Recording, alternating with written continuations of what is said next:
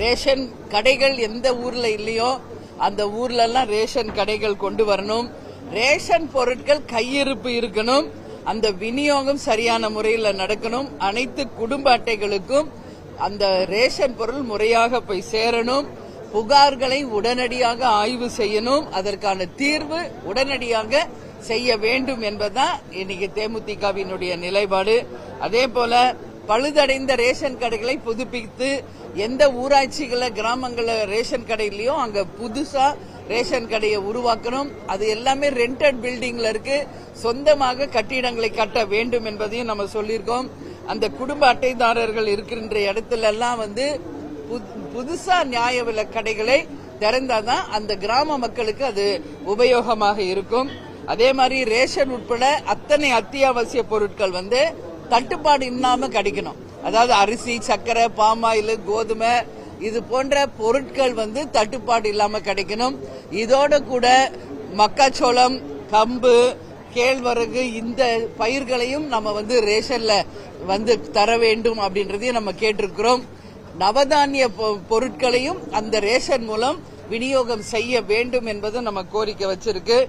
கொடுக்கிற பொருள் எடை குறையாம கொடுக்கணும் அப்படின்றத நம்ம கேட்டிருக்கோம். ஏன்னா அந்த மெஷின் இன்னைக்கு நான் விருதாச்சலத்திலே பார்த்திருக்கேன். அந்த எடை போடுற மிஷின் நிறைய இடத்துல ஃபால்ட் இருக்கு. அந்த மிஷினரி எல்லாம் உடனடியாக சரி செய்து அது மக்கள் பயன்பாட்டுக்கு கொண்டு வரணும். பயோமெட்ரிக்கே பல இடத்துல வேலை செய்யறது கிடையாது. அந்த பயோமெட்ரிக் இமிடியட்டா சரி செய்து பயனாளிகளுக்கு அது உதவி செய்யணும். இப்ப கர்ப்பிணி பெண்கள், மாற்றுத்திறனாளிகள், வயசானவங்க எல்லாம் வராங்க. இப்ப நம்மளுக்கெல்லாம் எப்படி ஃபாஸ்டேக் கொடுக்கறாங்களோ அது மாதிரி ஃபாஸ்டேக் மாதிரி அவங்க துரிதமாக ரேஷன் பொருள் வாங்குறதுக்கு அதுக்கு ஒரு புதுசா ஒரு கார்டு அவங்க மாற்றுத்திறனாளிகளுக்கும் வயதானவர்களுக்கும் தரணும் அப்படின்றதும் நம்ம கேட்டிருக்கோம்.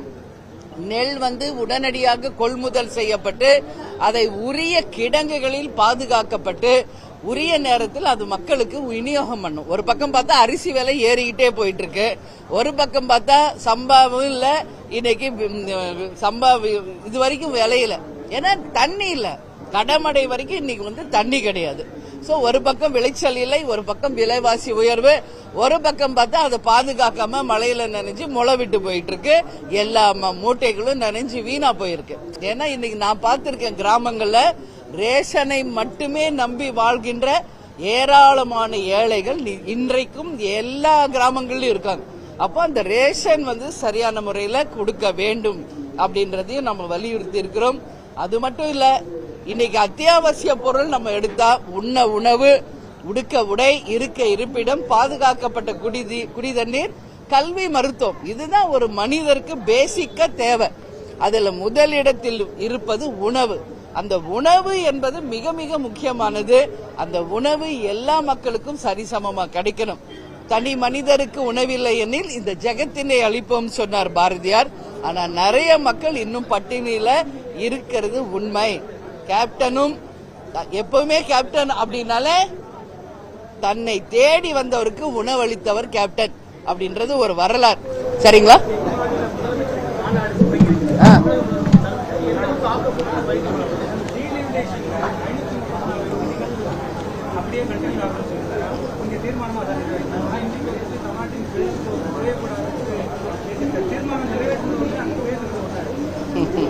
யார் முதலமைச்சர் பேசியிருக்காரா? ஏன்னா நாங்க இப்பதான் வெளியே வரோம். என்ன நாங்க நடந்துகிட்டு இருக்குன்னு இன்னும் நான் பார்க்கல. அதனால இங்க ஒரு நிலைப்பாடு, அங்க ஒரு நிலைப்பாடுன்னா இதையெல்லாம் மக்கள் பார்ப்பாங்க. நீங்க பிரஸ் பீப்புளே இதை கேள்வியா கேக்குறீங்க. நிச்சயமாக நம்ம நிலைப்பாடுல என்னைக்குமே நம்ம மாறக்கூடாது. ஒரு நிலைப்பாடை எடுத்தால் அதுல உறுதியாக இருந்தால்தான் மக்களுக்கு நம்ம மீது நம்பிக்கை வரும். அதுல எந்த மாற்று கருத்தும் இல்லை என்பதுதான் கேப்டனின் நிலைப்பாடு. அதுதான் எனது நிலைப்பாடு, தேமுதிகவின் நிலைப்பாடு. அதனால நம்ம முதலமைச்சர் தமிழ்நாட்டின் உரிமைகளை எந்த காரணம் கொண்டு விட்டு கொடுக்க கூடாது. தன் நிலைப்பாட்டை கட்டாயம் மாத்திக்க கூடாது. அவர் தமிழ்நாட்டுக்காகவும் மக்களுக்காக தான் பேசணுமே ஒழிய இங்க சட்டசபையில ஒரு நிலைப்பாடு, இங்க முதலமைச்சர்கள் மாநாடுல ஒரு நிலைப்பாடு என்று நீங்க சொல்றீங்க. நான் ஃபுல்லா இன்னும் பார்க்கல. பார்த்துட்டு என்னுடைய கமெண்ட்ஸை சொல்லுவேன் நாளைக்கு வரும்போது. ஆனா அப்படி இருந்தால் அது நிச்சயம் கண்டிக்கக்கூடிய ஒரு விஷயம் என்பதை இந்த நேரத்தில் சொல்றேன்.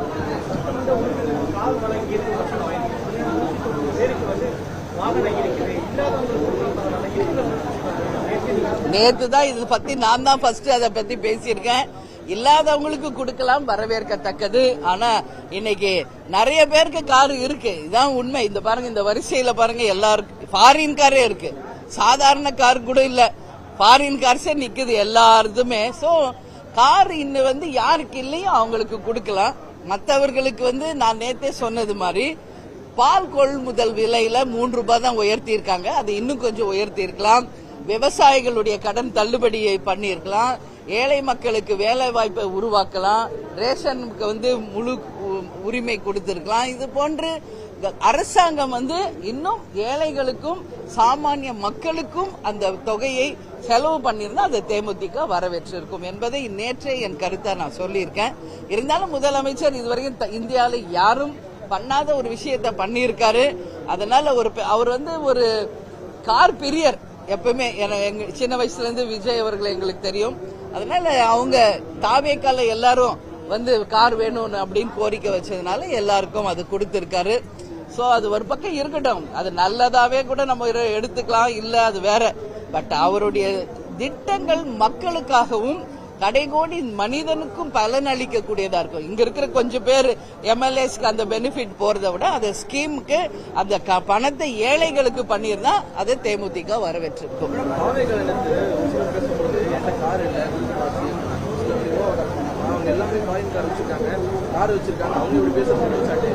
இதான் நான் சொல்றேன் இல்லைங்களா, நேத்தே நான் சொன்னேன் 90% ஆஃப் த எம்எல்ஏஸ்க்கு கார் இருக்கு. அப்படி இருக்கும்போது இந்த ஸ்கீம் தேவையா என்பதுதான் தேமுதிகவினுடைய கேள்வி என்பதை நேத்தே நான் பதிய வச்சிருக்கேன். அதுதான் முதலமைச்சர் தான் இதுக்கு பதில் சொல்லணும். அதனால இன்னைக்கு அதை விட ஒரு முக்கியமான விஷயம் நான் கேள்விப்பட்டேன். திருநெல்வேலியில கங்கை கொண்டான்ல பாதிரியாருக்கு பாலியல் வன்கொடுமை, 4 குழந்தைகளுக்கு பாலியல் வன்கொடுமை செய்த பாதிரியாருக்கு தூக்கு தண்டனை வழங்கியிருக்கிறது நீதிமன்றம். அந்த நீதி அரசர்களுக்கு தலை வணங்கி என்னுடைய வாழ்த்துக்களை, பாராட்டுகளை நான் தெரிவிச்சுக்கிறேன். ஏன்னா நான் தான் தொடர்ந்து சொல்லிக்கிட்டு இருக்கேன், இதுக்கு முற்றுப்புள்ளி வைக்கணும்னா என்கவுண்டர் தான். இந்த தூக்கு தண்டனை என்பதும் இன்னொரு மாறுபட்ட என்கவுண்டர் தான். அதனால இதை தேமுதிக நாங்க மனதார வரவேற்கிறோம். அந்த தூக்கு தண்டனை கொடுத்த நீதி அரசர்களுக்கு தேமுதிக சார்பா எங்க வாழ்த்துக்களை தெரிவிச்சுக்கிறோம். இது போன்று தொடர்ந்து சிறு பிள்ளைகளுக்கு பாலியல் வன்கொடுமை செய்பவர்கள் யாராக இருந்தாலும் கடும் சட்டம் விதித்து தூக்கு தண்டனை கொடுத்தாதான் இதற்கு முற்றுப்புள்ளி வரும் என்பதில் மாற்று கருத்தில்லை.